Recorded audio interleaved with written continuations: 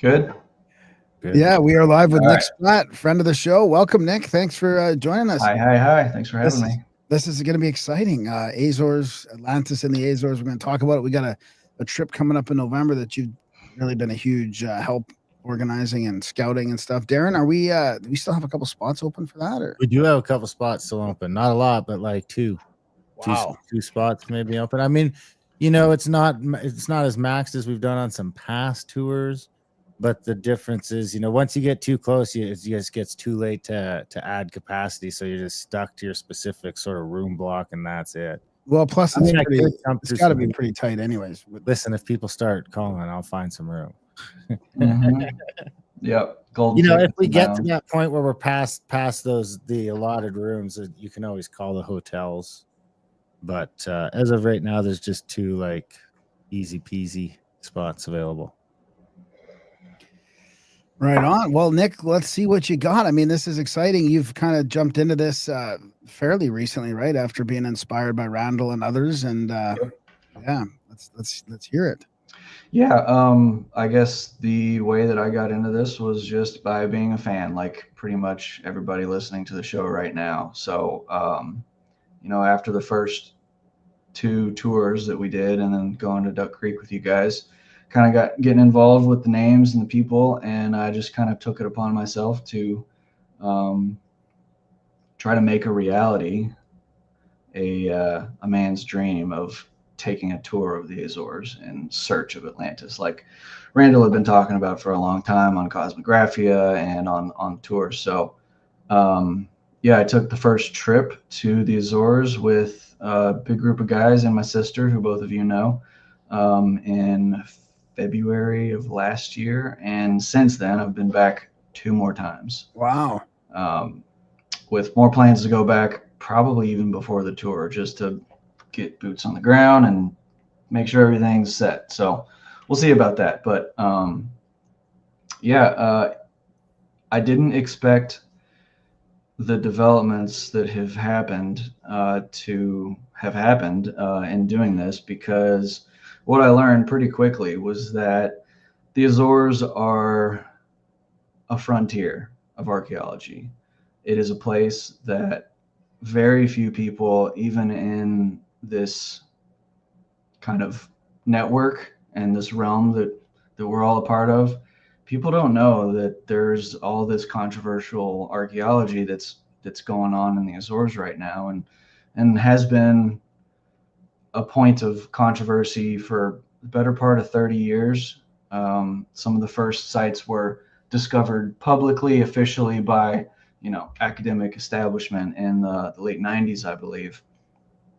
But since then, it seems like the bulk of the discovery has been made within that 30-year time frame. So these are areas that have been known to the locals for 600 years, because that's how long the Portuguese have been there. But there are whispers of what this stuff could have been throughout that time, but not a whole lot of actual investigation has been done.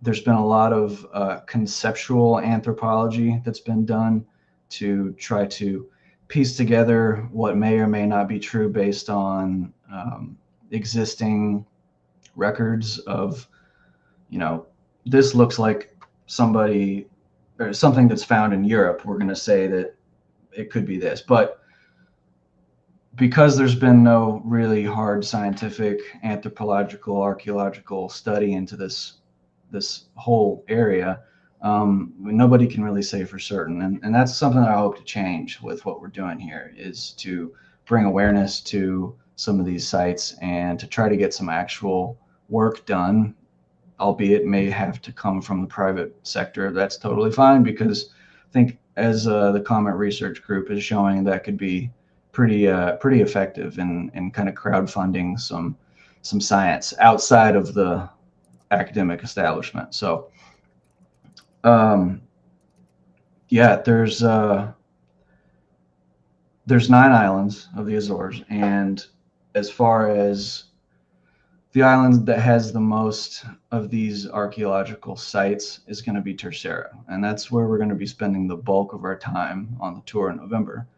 Um, but there's dozens. I mean, and since I've been going there, every time I've gone, I've pretty much found something new that either somebody hasn't known about before, or um, I'll bring it up and they're like, yeah, we know that that's there, but again, no one's ever. There's never been excavations. There's never been anything actually substantial has been done on the island. So it seems like there's been more of an effort to just kind of prove that it's nothing special than actually looking for something yeah, special. yeah, that's absolutely true. In fact, in 2013, the regional government commissioned an investigation that into some of these sites, their origins, what they mean, whether they're man-made or natural. And this official commission concluded that none of the evidence they looked at indicated that anything was man-made. So officially, the stance of the Portuguese and Azores regional government is that nobody was here prior to the 15th century. Okay. And as somebody that is coming from a place that, uh, a community that, like just loves this whole subject of prehistory and, hidden history and all this. And then also having been there several times and seen these things firsthand, at first I laugh at it, but then I'm like, okay, you're covering something up, man. Gotta be. Because as we'll see in some of the presentation that I got here, there have been several things that behaviors stretching back to the very beginning, 1427, that are highly questionable, highly suspicious, that seem to indicate some kind of manipulation of history. And it's, one of those things. There's all over the world you find the same story, and here's just another one. But this one, we're talking about Atlantis and the connection between Atlantis being, 9,600 years prior to Plato, Younger Dryas time frame, and the formations and sites that we see on the surface today.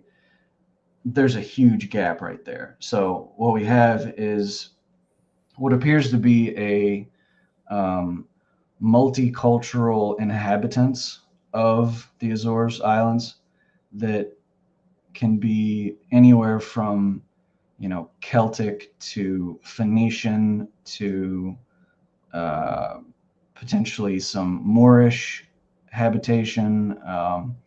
There's all kinds of these different whispers and echoes of different cultures that have seemed to have like left a clue saying, hey, we were here. Obviously that's not what they were trying to do, but the artwork, the rock sculptures, depending on which site you go to, it's kind of like a collage of different cultures that you can pull from. And that's what my point about this anthropological study of trying to correlate the similarities between what we find in the Azores and what we find in Europe and in North America even. Specifically, there is a connection along the band of latitude that the Azores sits on, and which is pretty much the same area of the northeastern United States and northern England, northern Europe, Ireland, Scotland, where we see a lot of the same Druidic, Celtic dolmens and stone structures and cairns and stuff like that. I mean, there's Viking, it's kind of just a hodgepodge. So yeah, let's look at some pretty pictures. Yeah, let's do it. All right. Am I? Oh, you're there. You go. Oh, you got to switch it over to something. There we go. Is that better? Yeah, that's it right there. Yep. Okay, so I'm just going to run through kind of the geology a little bit real quick just to freshen up. So the Azores, 9 islands. You got the big island here, San Miguel, Terceira, which is where our main focus of interest is going to be, Pico, which is where we're going to end the tour on Mount Pico, and then Fayal, which maybe we can. So Fayal connects a little bit to a previous guest you had on, Matt Chen, Apocalypse on YouTube, who has discovered what I think is something that is just beckons more investigation, but a structure off of the coast of Fayal, about 40 kilometers west, right here, that apparently seems to be pretty close to the dimensions of the ring city that Atlantis gives. So we'll see about that. But yeah, boy, that would be cool to fund a expedition to go freaking see that thing, huh? Yeah. And then off on the far west coast, you have the island of Corvo and Flores. So Corvo's got some interesting stuff. Pretty much, I mean, I think all of these islands have traces of some kind of archaeological interest, but not all of them are obvious. So let's move on here. Yeah, so the Azores Plateau is a triple plate junction of the Eurasian, North American, and African plates. That would be this one, and that one. It's the source of the seafloor spreading that we experience that moves plate tectonics according to the standard model. And one thing that I found was interesting. Can you move, Cat? Was that you and Grandma have cats in common. yeah, we like the kitties. We need to see him get in a fight over the screen. That would be fun. I don't know. He will. My cat will definitely watch a mouse fly across the screen. We could try it though. Yeah. So this idea of Yggdrasil, right? The Viking trunk, the world tree, right? So that's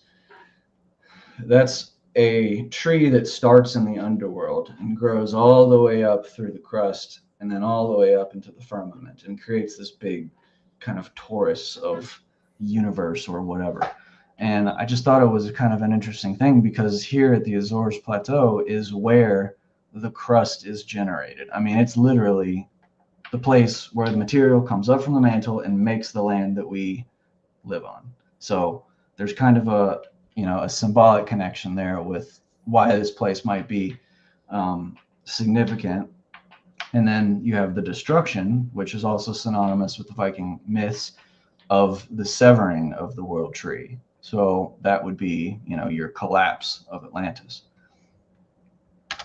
That's a great map there that you have. Is that, how did you get that one? Is that one of the official like USGA ones? So or? This is from NOAA.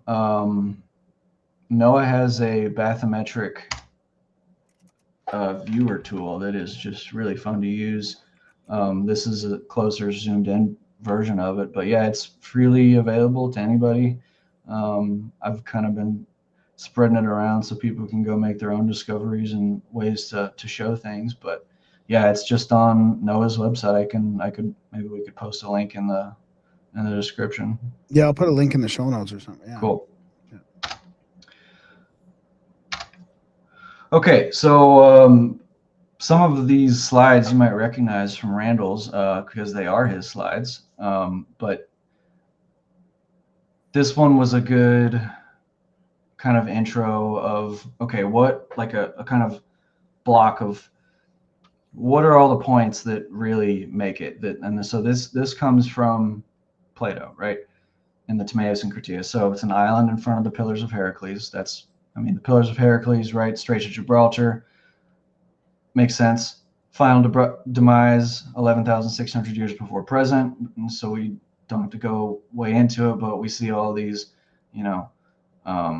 connections with the Younger Dryas impact hypothesis and this climate event at that particular point in time, an entire continent that lies beyond Atlantis after reaching the other islands. So that would be talking about North America. A smooth plain that's 370 kilometers east to west by 555 kilometers north to south, descending towards the sea, surrounded by mountains on 3 sides. Springs of hot and cold water, infrastructure built using rocks of three colors, red, black, and white. Red, black, and white, Templar. Don't forget that.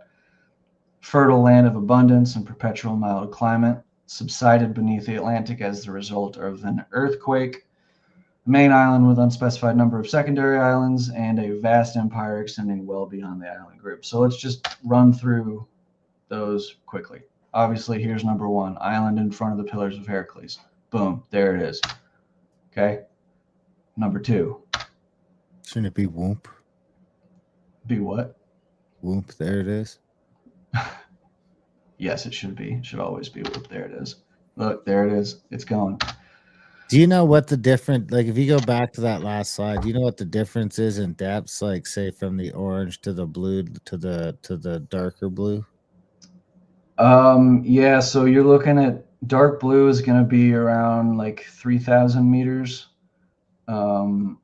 Orange. So basically a mile. Yeah, really far. Well, 3,000 times 3.28, whatever that is. It's, there's I think the deepest part that's actually in the Azores plateau. There's a couple of holes, they call them like these boree holes, boree. I'm not sure how to pronounce it, but they can reach up to like 7,000 meters. But yeah, this is abyssal plain, and then you have your seamounts down here, and so all of these little spotted guys here, these would have been exposed to air. These would have been subaerial, as it is called, during the Ice Age. I mean, for sure, we know this stuff isn't even 400 feet down, not all of it. So without isostatic compensation and just from the sea level rise alone, these would have been exposed. So all the orange basically, or all the sort of the beige and orange colored stuff? Yeah, not necessarily the pale green or the pale blue. That just that's the thing. It really depends, because we can say that the sea level dropped was lower by 400 meters, but there's a lot more going on than just the actual. Yeah, but just talking about that, just like being very conservative and saying that only, you could just say the orange all over. So stretches all the way down south there. Yeah. Yeah. So this white kind of, this is continental crust right here. This white. Right. So 400 meters or 400 feet is going to expose pretty much all of that around the whole world. So I think at some point somebody figured that number, something like just 6 million square kilometers of land across the whole globe, just from the drop in sea level, would have been exposed during the Ice Age. All right, so the subsidence. So this is from some cores, I believe, that were taken way back in the 50s. So we've got one of the cobbles gave an apparent radiocarbon age of 12,000 years, plus or minus 900. The state of lithification of the limestone suggests that it may have been lithified under subaerial conditions, and that the seamount may have been an island within the past 12,000 years. The cruiser and Great Meteor Seamount studied in the 52 have larger, flatter summits at 150 and 165 fathoms depth. I think a fathom is about 40 feet. These youthful guyots, which are just seamounts, may have originated as volcanoes, which are later capped by limestone and more recently have sunk beneath the sea. So this is just some actual published research that does seem to suggest that there has been significant activity at this point around and during the Younger Dryas epoch. So a fathom is 6 feet. 6 feet? Okay, sorry, I had that wrong. So one of the calderas that we're going to get to see on San Miguel during the tour is the Furnash caldera. So Furnash is the easternmost of the 3 active central volcanoes on the island of San Miguel. And the eruptive history consists of at least 2 major caldera collapses, followed by caldera infilling. Based on carbon-14 dates, it appears that the youngest major collapse occurred at 12,000 to 10,000 years before present.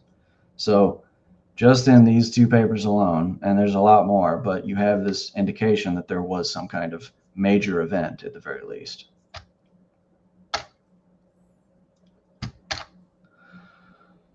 Okay, here's an easy one. The continent lies beyond Atlantis after reaching the other islands. That's America, Newfoundland, Canada.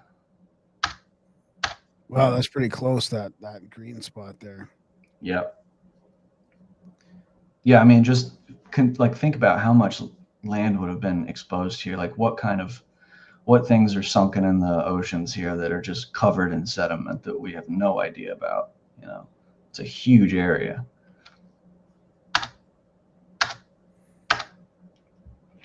Okay, smooth plain, 2,000 stadia or 370 kilometers east to west by 3,000 stadia, 555 kilometers north to south, descending towards the sea, surrounded by mountains on three sides. Okay, so here's the plateau, and I kind of just did some rough measurements here on another bathymetric viewer from the EU, but here we've got a plain basically. So this whole area is kind of, aside from these seamounts that are sticking up here, this is pretty flat compared to the rest of the plateau.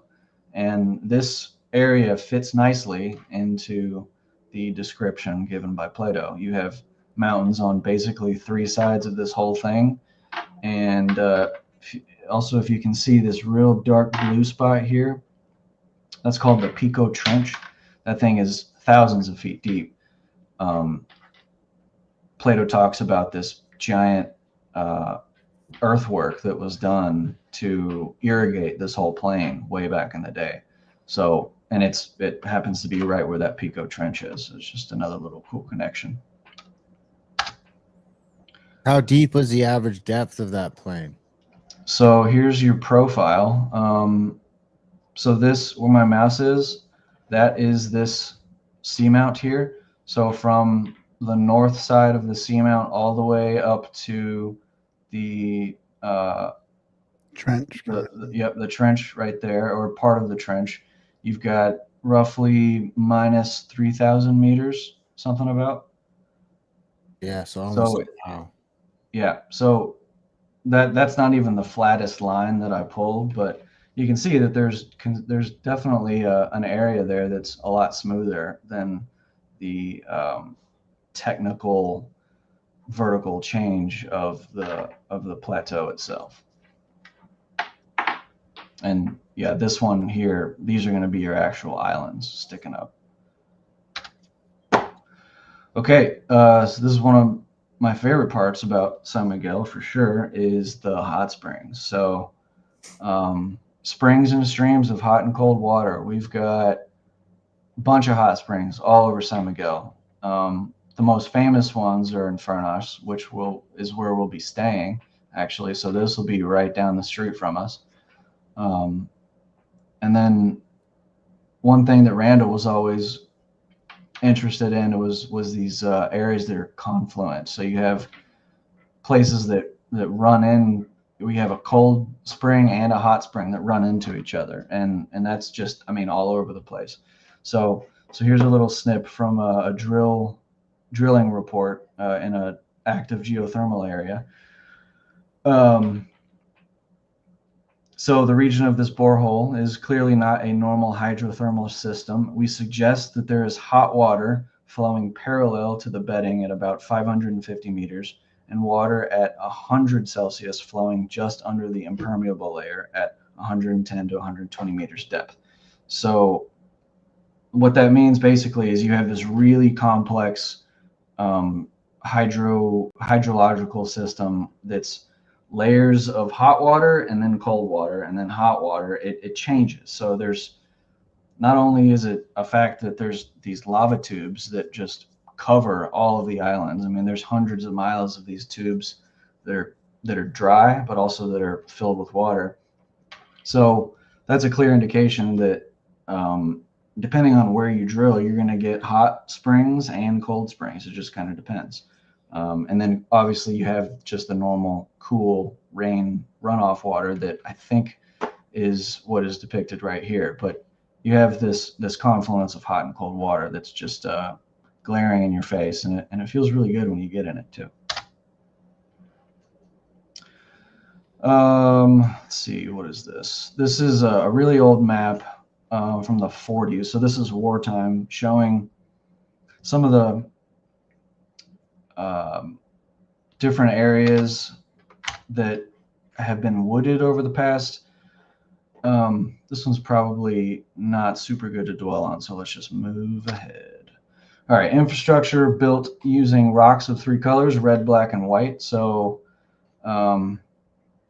this motif here of the red, black, and white is just all over the Azores. I don't know if they're doing it as a wink and a nod, or if it just is what they like, but this red, black, and white is just everywhere.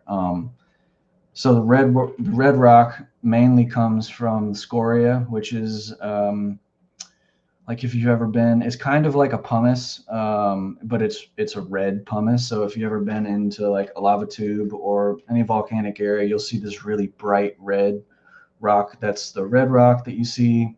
There's some other red sandstone that can be found, but then there's the black, which is obviously your hard basalt and your hard black pumice, and then the white rock is going to be, so this is the calceta. This is a calcium-rich rock that's mostly limestone, and most of it is from Santa Maria or mainland Portugal, but they only say it's from Santa Maria because that's the most easily accessible of this rock. You can find this stuff all over the place, and we'll see some pictures. But so red, black, and white is just, that's how I view the color scheme of the Azores, outside of the lush green. So yeah, there's some of the pumice there getting beat up by the ocean.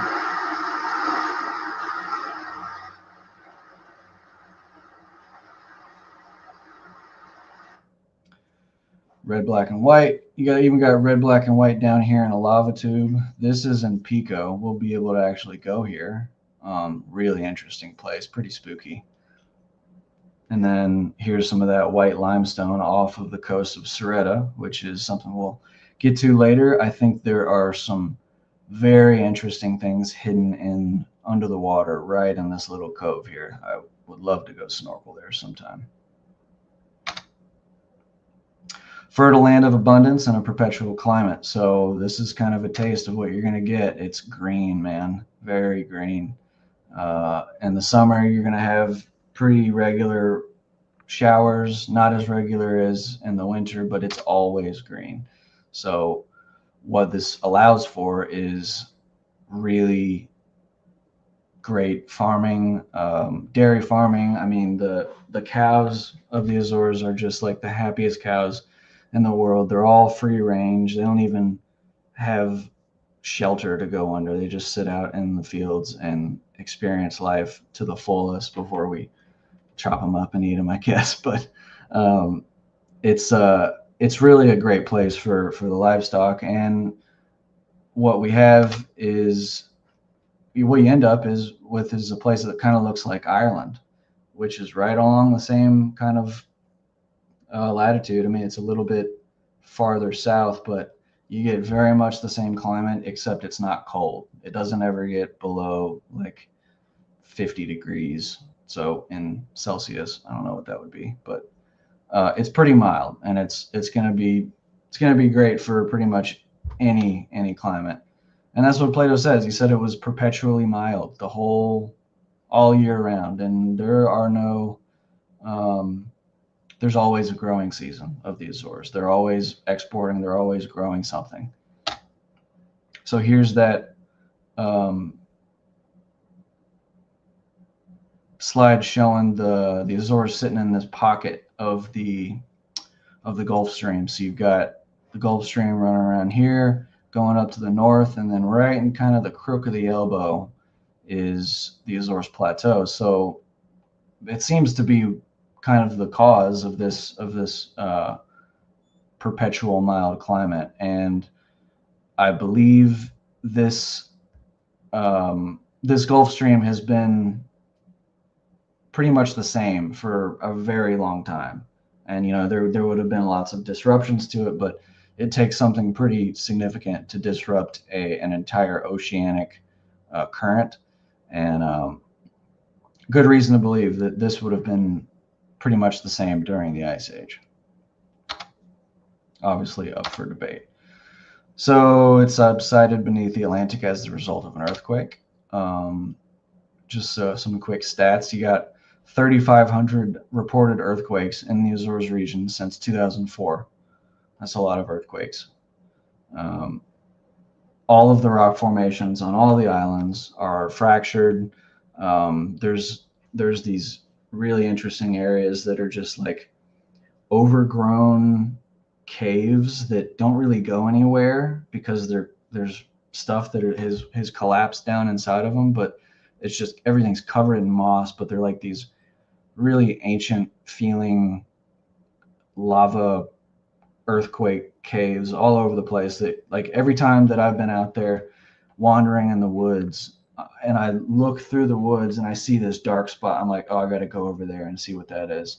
And 9 times out of 10, it's just some like little nook that is made naturally, but like who knows how long that's been there. So it's just, the point is that there's been earthquakes in this whole area for thousands of years.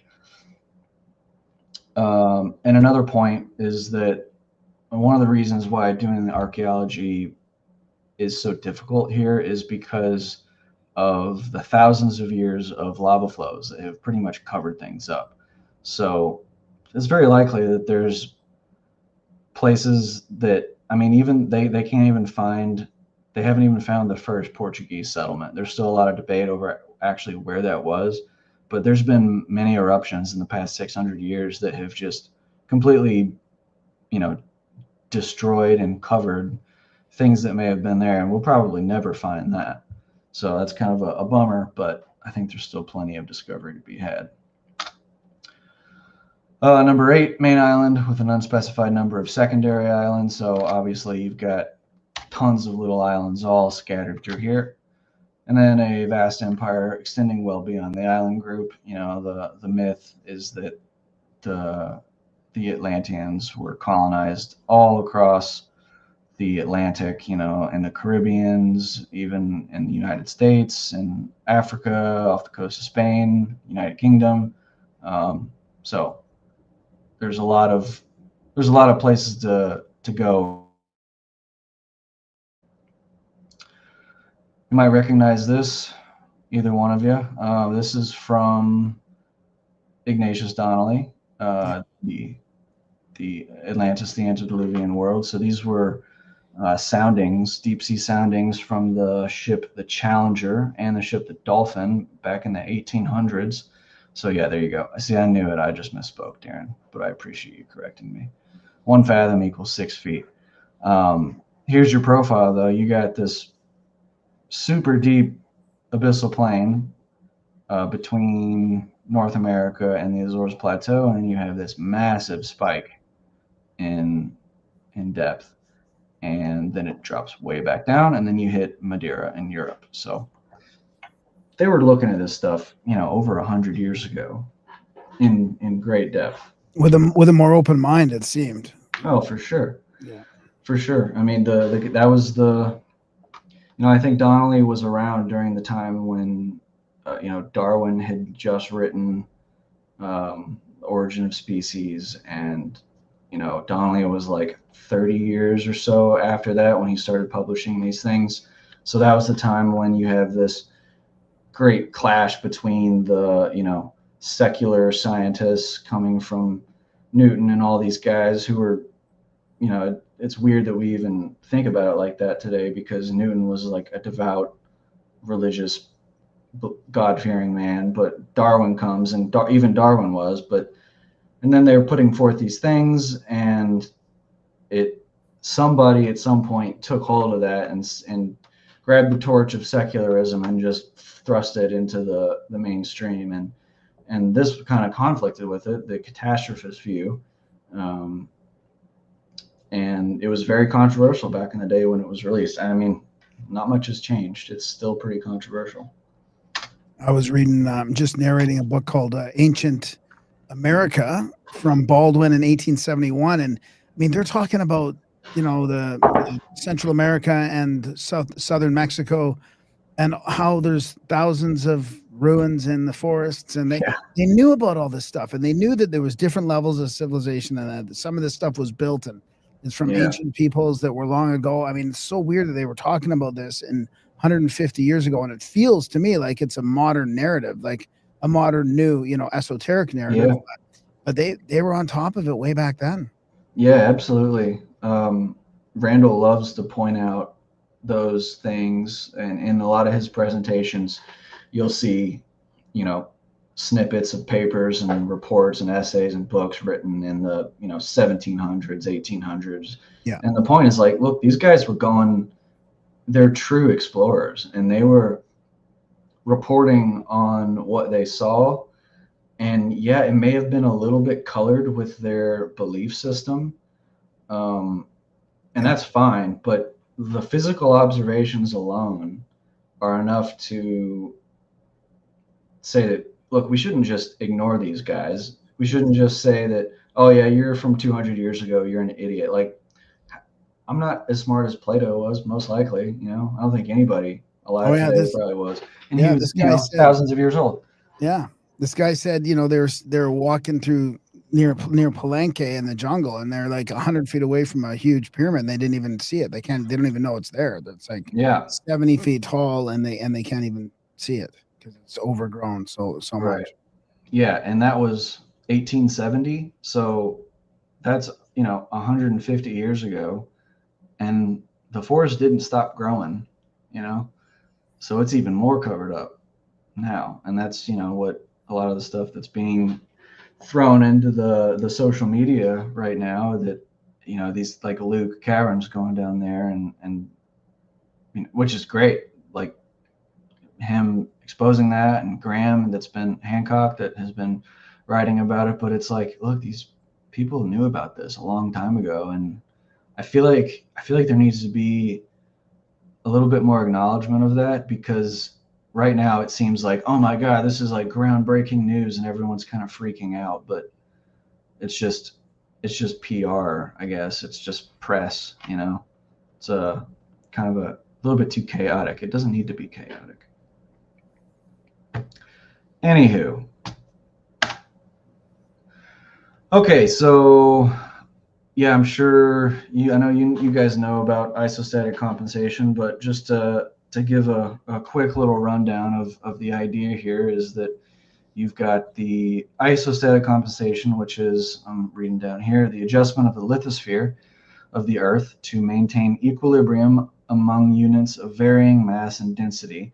Excess mass above is balanced by a deficit of density below, and vice versa. So that's kind of just a fancy way of saying that when you have a huge shit pot of mass pressing down on the land surface, i.e. a glacier, and that's typically what isostatic compensation is mentioned in reference to, is glacial mass. That is pressing down on the lithosphere, the crust, which is causing the plastic asthenosphere beneath it to kind of squish out. And when that squish out happens, that mass moves laterally across the Earth between the lithosphere and where the asthenosphere is, and the mantle rather, and that mass is redistributed in other areas. So in the case of the Azores specifically, I might have a diagram that can show this a little better. Yeah, let me pull it up. So, okay, so here, let's imagine this is the Azores right here, yeah? All right. You've got your crust here, and then way off on the North American ice sheet, the Laurentide and Cordilleran, you have this big mass, and this blue right here is your asthenosphere. So that big mass is squishing extra material all the way west, or east, sorry, into the Azores. Also, in the Azores, what you have is this effect called crustal underplating. So what that basically is what's called plutonic inclusions. So when magma ejects into the lithosphere, it kind of cools and hardens on the bottom of the crust. So it's constantly building this mass that makes it deeper and deeper and deeper, and as a result, heavier and heavier. So you just more mass. So when you have this big lateral movement of a asthenosphere pushing up against this big, heavy, dense crust section of the Azores, it's going to get pushed up because you have this. It's like squeezing. It's squeezing it through a real narrow channel, and when you squeeze it through a narrow channel, something's got to give, right? So what gives is the crust being pushed up. So we're talking about what would have created the conditions that allowed the Azores Plateau to actually be way higher than it is right now. Talking thousands of feet. There's in this paper right here, this guy talks about people as far back as 1930 looking at subsidence of up to 3 kilometers. And there's other research that indicates it might have even been more, which it would have had to have been more for the plateau to really be Atlantis. So that's kind of the big argument of how this could have been possible. How is it possible for a whole continent to have sank into the sea? Well, if all that ice is melted, then you got to have a rebound, right? You have a return to normal. So this isostatic change is you remove the weight of the ice, and that asthenosphere kind of redistributes, and everything goes kind of back flat. So on top of that, you've got these magma chambers beneath the Azores Plateau, and if you recall, even in the Bible, but also Plato talks about these great pillars of water, these huge plumes of mud and water being shot up into the air. So what exists right now underneath the Azores Plateau and all across the Mid-Atlantic Ridge are these big collapsed ocean ridge magma chambers. So they bleed dry over time, but it also appears that they have collapsed in kind of some, violent manner. So when I read this the first time, I was like, oh shit, that's your mud plume. That's your water plume, the massive pillar of water shooting up into the air. What would happen if you have a magma chamber beneath the ocean, a mile beneath the ocean, or beneath the ocean floor, that collapses as a result of some great geophysical change from a melting ice sheet or a pole shift or whatever it is. And then you have this hole that is exposed and allows the full might of the ocean and all of its muddy water and all of that to fall into it. Well, you're going to have a huge eruption. You're going to have a massive reaction of that water and the magma, and it's going to blow it into the air hundreds of miles. So there's your mechanism for the pillars of water. I thought that was a cool one when I read this. I was like, oh shit, that's it right there. Ooh, well. Oh well. Okay. So yeah, these are just some proofs of that Randall put together. But I think, I don't know, you got any comments, questions? No, it makes sense. Yeah. Yeah. It's hard for us to really.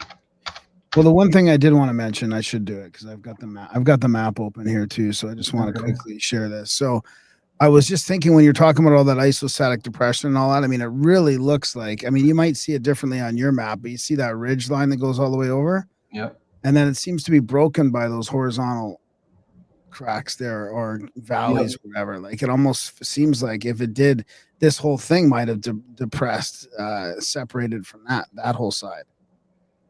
Yeah, for sure. It does look like a big sort of something happened that way to disconnect where that used to be there or something, Yeah, you have Like so a that couple would be different things are meeting there, like a like a Yeah. hinge almost. Almost like down here too, where that looks like it got shifted over. Like it's super interesting thinking about it from a cataclysm point of view. But oh anyways, yeah. I mean, it's so complicated already. yeah, Like just geophysics, yeah, especially like we can look at the geophysical world right now and get a pretty good understanding of what's going on. But as you go back in time, it becomes a lot more difficult, especially when you are not following the uniformitarian view, because yeah, exactly. a huge cataclysmic event is going to just fuck all of your data up. Yeah. You're not going to really be able to make sense because you'll have sediment that is older on top and sediment that's younger on the bottom because of some big mix up. So it's like you got to find a real you got to find a place that's really been protected to actually make concrete assumptions and hypotheses about what Earth used to look like. Yeah, I agree. Well, and it's so like everything grows so quick there. Like you had some pictures from your trip that looks like it's like some sort of weird step pyramid that you'd never know. There's like a whole forest on top of it already. Oh yeah. I mean, there's the vegetation, and then there's volcanic ash that has fallen over millennia that has covered things. I mean, there's hills out there that look like they could have been pyramids actually at some point. They're just covered in several feet of volcanic soil. So do you want to go back to your slide there? yeah, let's figure out how to share that again.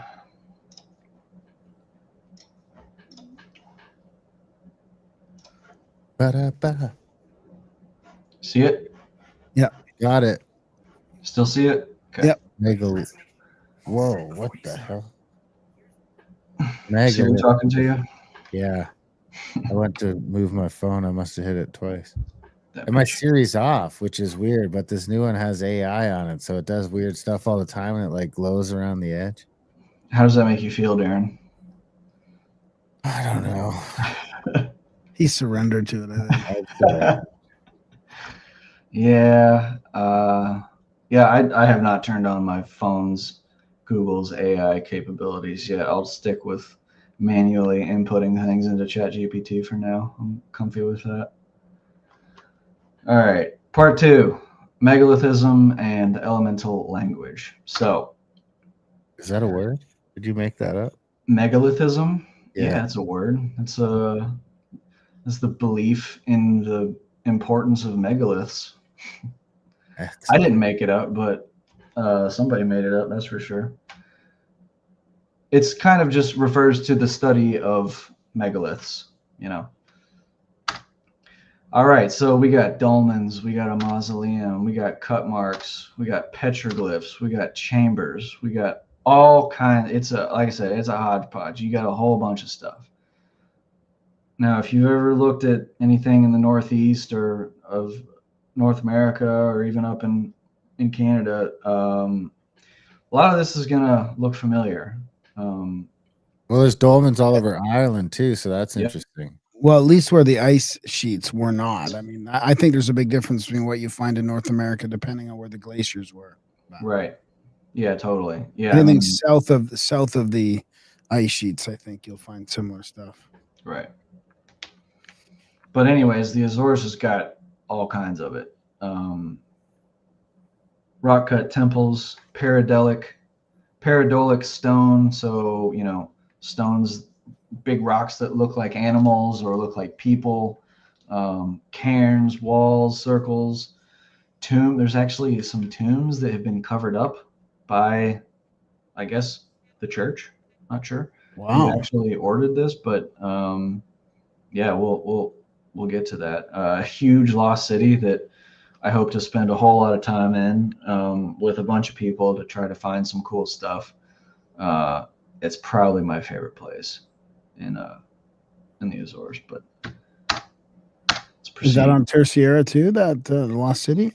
Yeah. So It is pictured in this map. So let's do a little bit more geology here. So running right through Tercera, and there's a little bit of debate about where this rift actually is, but there's a geographical spreading plate boundary here that is sort of linked. It's got to be linked to a little bit of this esoteric geomancy, I guess I would call it. This release of, whatever it is, telluric energy or geomagnetic energy or whatever it is that is associated with ley lines and people having been building mounds and structures and pyramids and churches all across these lines of geomagnetic and geophysical interest over the millennia. Well, one of those exists along Tercera. There's also another that the Dragon Line. I think so. There's the Dragon Line, and then there's St. Michael's Line. They're two different ones, but they both pass through the Azores as well. But this one runs through Tercera. So I'll just read this real quickly. The geographic location of Tercera Island within the Azorean Plateau, intersected by the Tercera Rift, a 550 kilometer-long geological fault crossing the Azores Plateau, may play a significant role in determining the unique composition of its rocks. In certain areas, such as Serra de Cum, the island features large quantities of quartzite with a high percentage of silicates, setting it apart from the other islands in the Azorean archipelago.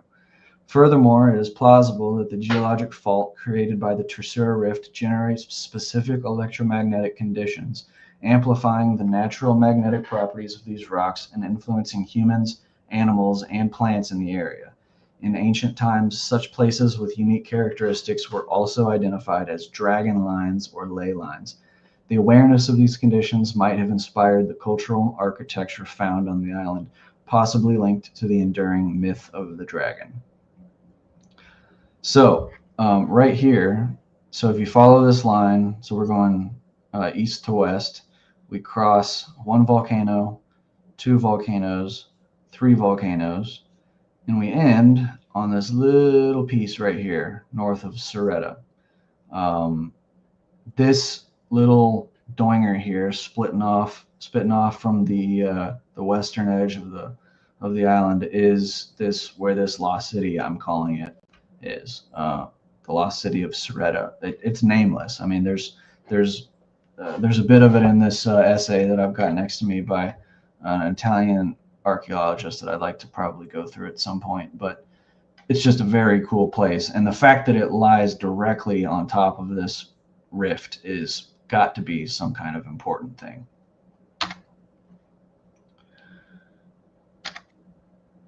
Okay, so let's go past this. Yeah, so just in general, the Azores archipelago is a hotspot for magnetic anomalies and gravitational anomalies. So the gravitational anomalies, from what I can tell, are a result of the crustal underplating. So you have this really thick crust in the Azores that causes an increase in mass, thus an increase in gravity and weight. One thing that I think would be kind of cool to test is like take a 25-pound weight and weigh it in the Azores compared to another place and see if it weighs any different, because the geomagnetism is that, or the gravity is that much stronger here. That probably sounds like some stupid bro science, but it would be fun to do anyways. So you've got these anomalies all over the place. So if you look at the depth here, 3,000 meters up here, it's just a very vertically technical place. You have a lot of up and a lot of down. And what that causes is this really just bizarre dynamic gravitational landscape that people have been trying to figure out for the better part of 15 years or so. But I think at some point in the distant past, whoever was there already figured out part of that, at least, because specifically with the Tercera Rift running right through Tercera, that's where we see the vast majority of all of these sacred sites is on Tercera. And in the last slide, we made a little bit of comment on the unique rock composition, specifically trachytic rock that is pretty much only found in Tercera.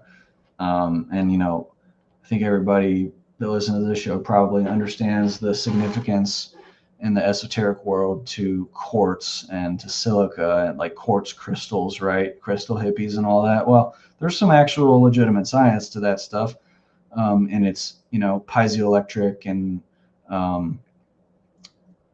amplification and conductive properties that make it, you know, ripe for performing magic, essentially, which is kind of what it seems to have been happening here with these cultic ritual sites that appear to be popping up all over Tercera at some point in the distant past.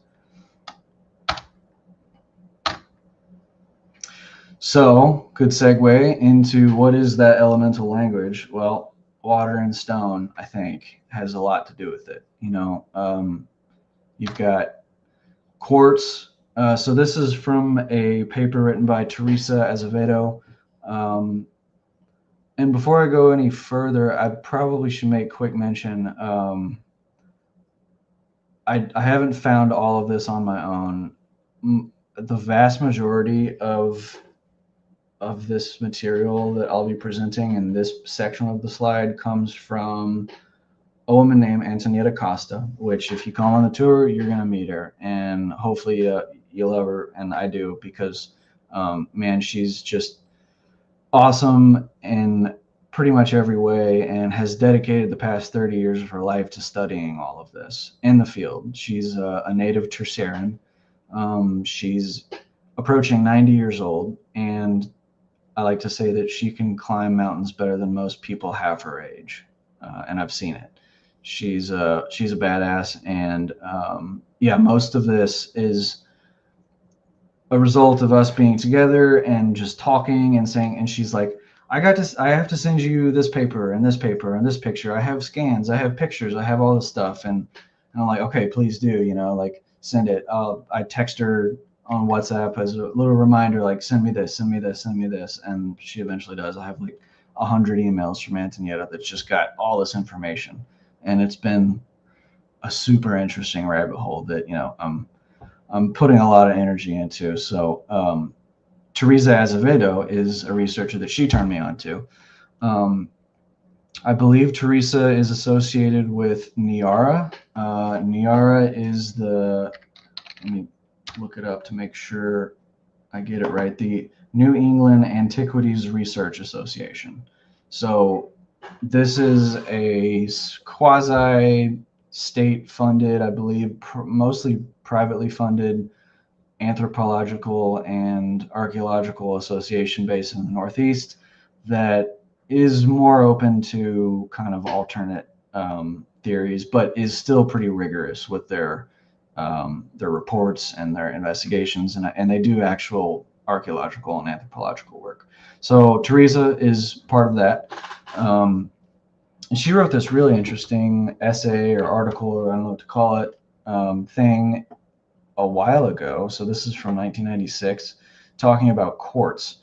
So quartz is a diamagnetic material. That is, when it is submitted to a magnetic field, a weak magnetization appears, which has the opposite direction of the applicate field.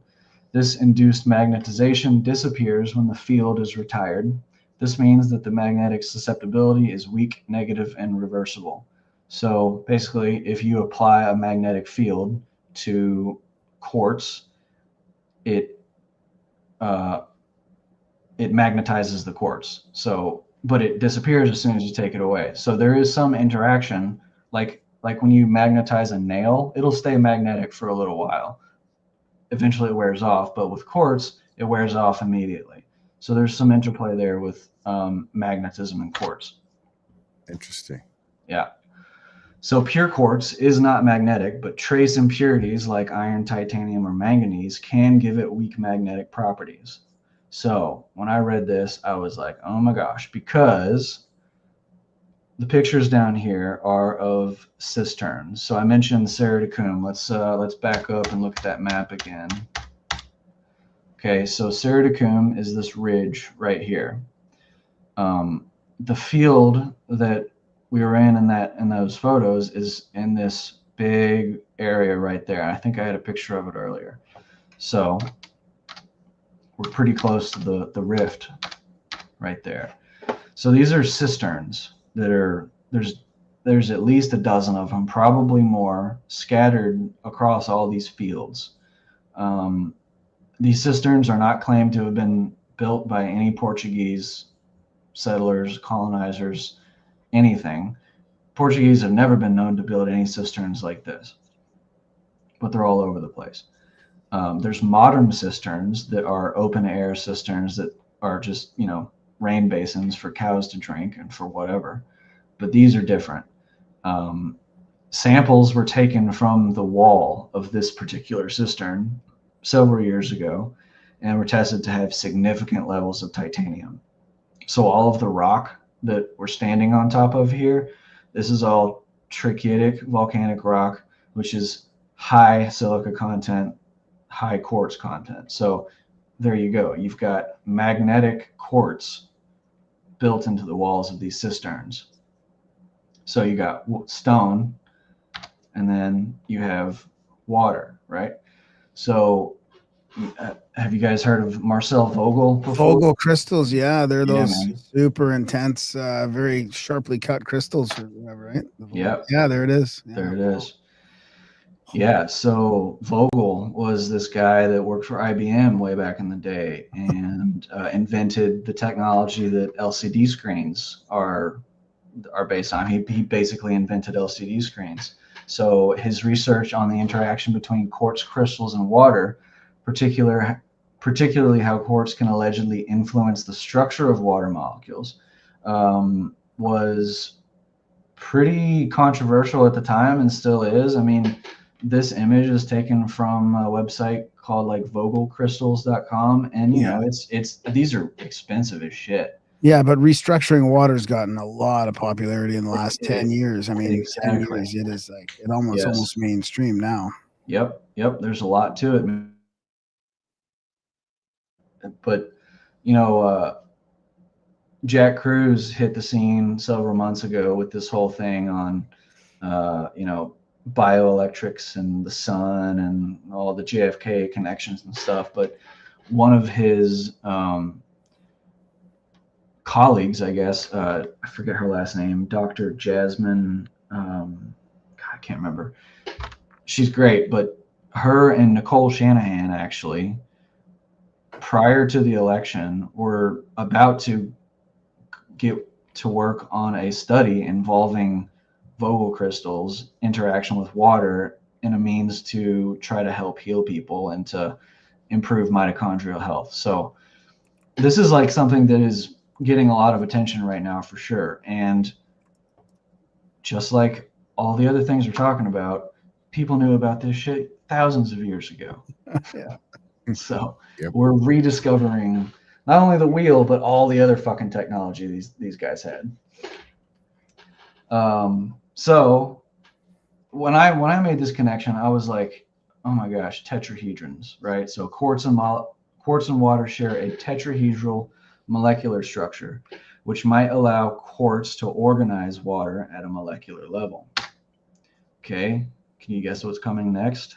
A pyramid? Pyramids are always related somehow. Kind of though, yeah. How about a double pyramid? Oh, nice, yeah. Boom. Oh, nice.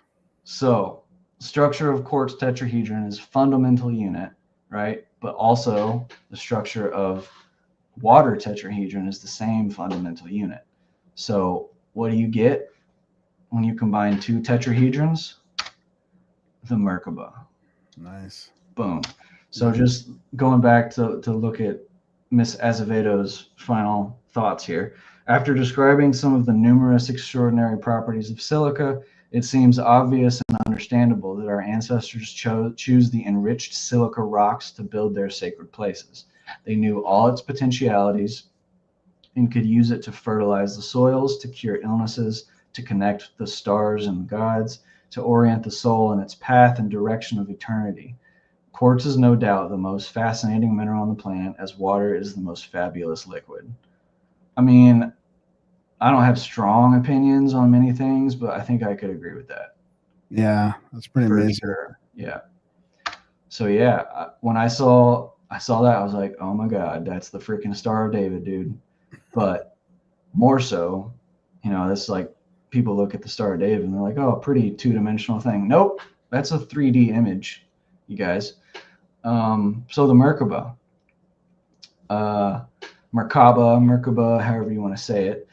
The word Merkaba has its roots in ancient Hebrew, where it means thing to ride in. So this image right here, this is Ezekiel's vision, right, of the wheel and the wheel within a wheel. Yep. When I was looking at this, I kept seeing translations of Merkaba as chariot. So I think what that led to was, at least in my mind initially, was this idea that Ezekiel saw a chariot in the sky, like a dude in a little cart being pulled by horses. That's what we think of when we think of chariots. But no, actually, chariot is just a translation from basically thing to ride in, which is the only word that they had back in the day for a thing to ride in was a chariot. So that's what they associate it with. But more broadly, thing to ride in means a vehicle, right? It doesn't have to be a chariot with wheels. It could be a UFO. It could be an airplane. It could be a Jew. A JUFO. There's all kinds of things that it could be. So it's derived from the Hebrew word Merkaba, which refers to a vehicle or a chariot. The term is most famously associated with Ezekiel's vision in the Bible, where it describes a divine chariot or throne. Additionally, the word Merkaba is believed to be composed of three components: Mer, meaning light, Ka, meaning spirit, and Ba, meaning body, symbolizing the union of spirit and body surrounded by light. So another interesting thing is in Egyptian, Merkaba split out into its words means Mer is pyramid, Ka is life force, and Ba is to become. So what is that trying to say? To become the life force, you need to go inside of a pyramid or use a pyramid. There's clearly some linguistic connections here, right? I love it. Yeah, and then of course you've got the chalice plus the pyramid, which is the union of the light and the dark, the masculine, the feminine, the positive, the negative. This is the alpha, the omega. This is one of its representations, absolutely. Okay, how we doing? Good? Any thoughts, comments, questions, concerns? I'm excited to see some of these things in real life. I really am excited to get over there. Yeah, man. I'm excited for you guys and for everybody that signed up. It's going to be a fucking blast. I hope that not only we discover some things of our own, but also have some really interesting conversations about all these things with people that, our guides, Antonietta and Maria, who I'm about to recount a story of. They've never, I get the feeling that they have wanted this whole story to be taken more seriously for their whole lives. Wow. And we have the opportunity to really help with that. So and just the chance at like exploring something that's still fairly fresh and maybe seeing something that's relevant is pretty amazing. Yeah, for sure. And it's a weird thing that just occurred to me today, but so UNESCO is this organization, the UNESCO World Heritage Sites that go and classify an archaeological site and protect it, right? That's great. every place that deserves it should have that done. However, the fact that none of these sites on the Azores are registered in UNESCO is, one, suspicious, because it's almost like somebody has put up a block against UNESCO to say, nope, this is all modern stuff that people are just confused about and they're stupid and they don't know. But also, it gives an opportunity to actually perform some privately funded original research. That's exactly right, because UNESCO protects things. You can't just go and start digging. That's not what I'm suggesting we do. But recently I am kind of inspired to find somebody that has the specific expertise and skills that would be required to do a little bit more of a scientific analysis of some of these stones, non-destructive testing mainly, but taking some samples for spectrographic analysis, for microscopic analysis, for even for optically stimulated luminescence, to determine like how long have these things been exposed to the sun.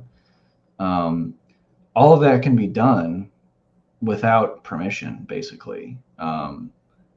Now, I'd always want to go through the proper channels and make sure everything is documented really properly. But I kind of am reminded of kind of what the VaseScan project team has been doing with their stuff. Like, there's an opportunity to do that here outside of the clutches of academia, and I think I'm trying to make some connections to see if we can actually make that happen, and using some of the proceeds from the tour, at least from my cut, and I think from some of the other cuts, it's just like I want to actually invest. So that's just side project for sure, but that'll be definitely something to look at. So yeah, I mentioned Maria.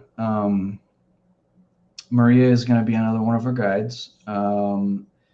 She's a very, very smart, interesting woman that has a deep sense of the forces at play, both modern and ancient. She understands she's a local Terceran as well.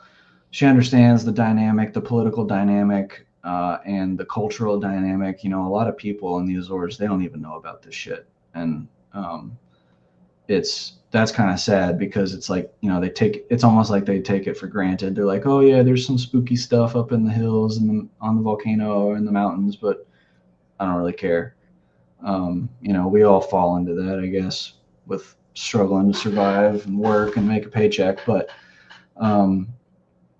Maria, at one point, she recounted a story to me about a visit that she got from a woman. I don't know her name, but she called her the Witch of Wales. So let me see if I can pull that up and read. How do you know she is a witch? Well,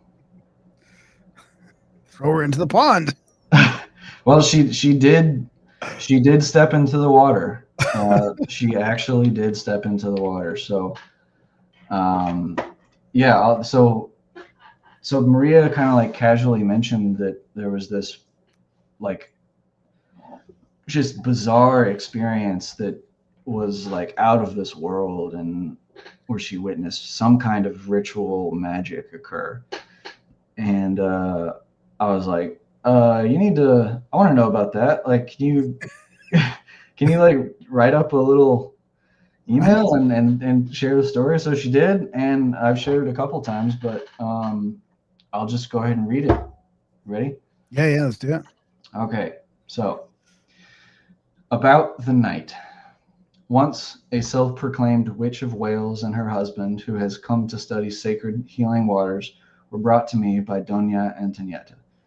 I was asked to take them to the stones, as Doña Antonieta refused to go at night, a requirement their request. That was 2 years ago this September. So that would be last September. So in 2022. Wow. So I had walked to Soretta, around 20 kilometers, to Our Lady of Miracles, a local Marian place. Marian meaning the cult of Mary. Marian apparition. Yeah, pretty much. Not literally that apparition, but yeah, same ballpark for sure. Later, around 11 at night, I picked them up at the desert. Oh my God, cat, get out of here, dude. Bad timing, bro. The black cat wants to hear the witch story. Yeah. Okay, come here. Come sit down, listen. Later, around 11 at night, I picked them up at the designated meeting point and we set out. He wore a British Indiana Jones style hat and carried a torch that doubled as a walking stick. She was very Gaelic, blonde, mature, in a flowing dress. We went on. The island seemed to be all alone in Soretta. So Soretta is the island at the end of the Tertiary Rift that we were talking about earlier. Or the peninsula. The peninsula, yeah, that's right. I was just there on the map with the little Google looking at the little tiny road that goes out there. It looks awesome. Mm-hmm. So the island seemed to be all alone in Soretta. The roads in the island felt as though they belonged to us alone. He shared his reasons for seeking the sacred waters, while she, sitting in the back of the car, murmured something I pretended not to hear. Atlantis, Atlantis, the gods of Atlantis, and you, the guardian. When we arrived, in perfect harmony, the moon fully greeted us, and she sang to it. I'll never forget that song. I'm not going to try to sing it, but my child, take me to the waters. I will teach you how to speak to your ancestors. We climbed to the top of the hill. It rained, and there was a strong wind. I led her to my chosen basin. He lit the torch. The rain stopped. The wind ceased completely. She leaned over the basin, carved into the rock. Now this is that cistern that we were looking at earlier with the titanium found on the tested in the walls. She leaned over the basin, carved into the rock. Tom, give me fire.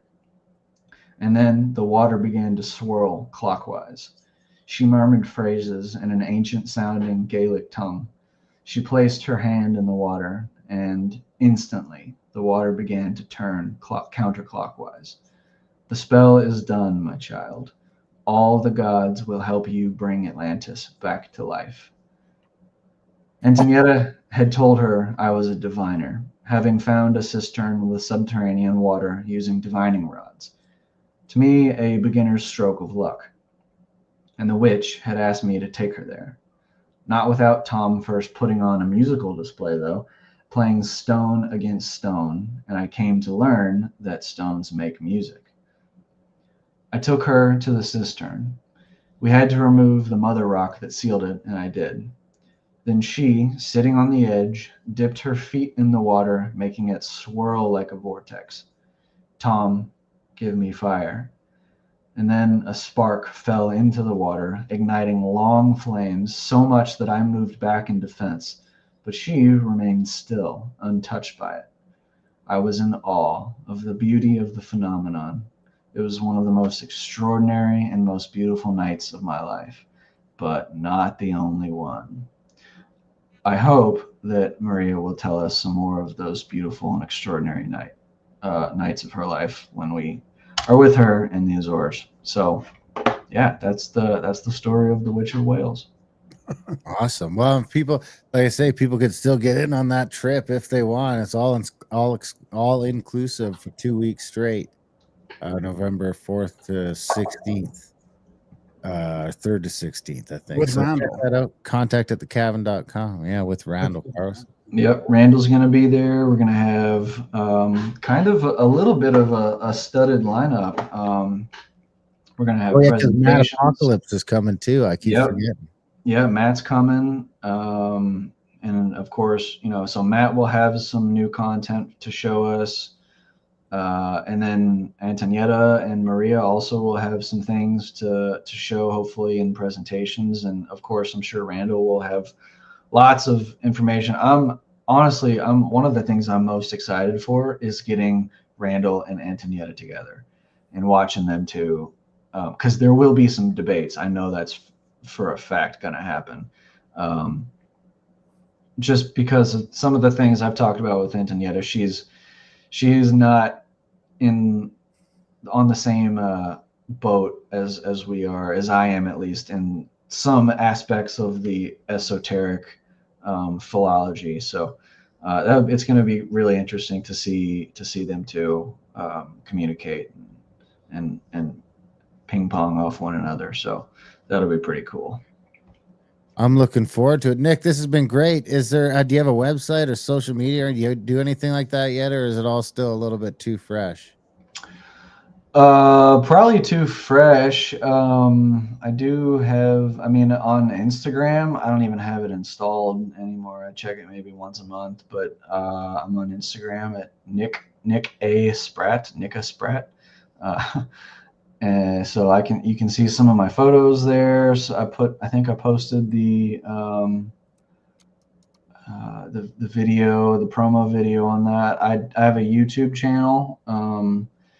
Young Cheese 1080, where I have also the promo videos up there, as well as a video I made on a visit to Jeff Appling's workshop. He's a ultrasonics researcher that I've taken a couple of trips with, looking into how some of these star holes that are found across the world were made. But went to his shop and with Christian Jansen, who you both know, and made a little video of how he makes his art with ultrasonic drills that use, you guessed it, quartz crystals to actually function. So yeah, that's a YouTube channel. But no, I'm not trying to be famous or anything. I just I want to do this tour and make it good. So yeah. But I appreciate it. Yeah, well, hopefully we'll get to do a bunch of them. We're looking forward to it. We appreciate the information, Nick. This has been good. We appreciate you taking time on your Saturday to come on the show. And something tells me this won't be the last time. I mean, I think it's just a matter of time until we get you and Randall on together. Sure. And the trip is going to be an interesting sort of way to bring that together. Yeah, well, as you can see, there's a lot more slides where that came from, but hopefully we'll get to see all of that in person. So it's gonna be great. Yeah, well, before we do it, let's do a part 2 of this and get into Sure. the more esoteric stuff. Yeah, let's do part 2. Yeah. Yeah, totally. I'm down. All right, Nick. Well, this has been great. I look forward. Thanks for having me on. Yeah, man. I look forward to hanging out with you soon. You're still coming up to Calgary, right? Yep, coming up to Calgary. I'll see you there. Yeah, absolutely. Yeah. You look me up when you get here and we'll make some time to go for lunch or something like that. All right, Nick Spratt. Thank you very much for coming on the show, and I look forward to hanging out soon. All right, guys. Have a good night. Yeah, see you, buddy. Talk soon. And that was a chat with Nick Spratt, friend of the show, fellow explorer. We've been adventuring all over the world with this guy, really, because we've been to, I can't remember if he was in California, but he was definitely in Duck Creek and a couple of those places. So Nick Spratt, everybody, with a great presentation on Atlantis. We were getting some weird inundation in the YouTube chats there for a minute. I thought I was going to go off the rails like when we had Lindsay on, but it calmed down. So yeah, big thanks to Nick for coming on the show. Big thanks to you guys for listening. Even bigger thanks if you're one of our nobles, or even better if you're a lord or a lady, one of our supporters over at grimerica.ca/support. We can't do the show without you. We won't do the show without you. So if you can find it in your budget to sign up for $1 or $2 a month or $10 a month, head over to grimerica.ca/support today and sign up for a monthly or make a one-time donation. Head over to contact@thecabin.com for the trips and events that we talked about. Adultbrain.ca for audiobooks, ebooks, paper books, all that sort of stuff. And grimericaoutlaw.ca for other podcasts, and grimericacbd.com for all that sort of fun stuff. Other than that, we love you guys. Thanks for listening, and we will see you next week.